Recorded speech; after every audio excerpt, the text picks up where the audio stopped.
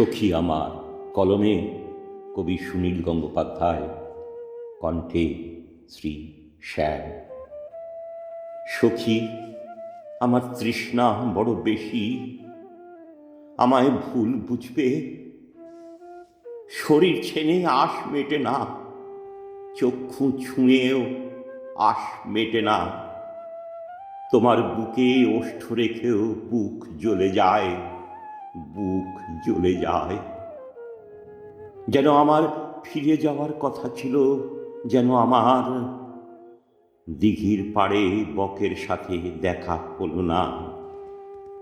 সখী আমার পায়ের তলায় সরষে, আমি বাধ্য হয়েই ভ্রমণকারী। আমায় কেউ দ্বার খোলে না, আমার দিকে চোখ তোলে না। হাতের তালু জ্বালা ধরায় শপথগুলি ভুল করেছি, ভুল করেছি।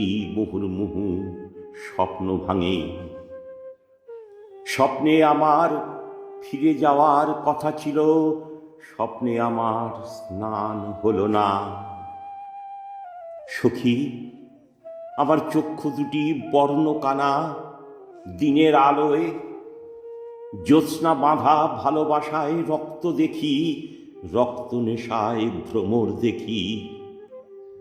সুখের মধ্যে নদীর চড়া, শুকনো বালি হাহা তৃষ্ণা, হাহা তৃষ্ণা।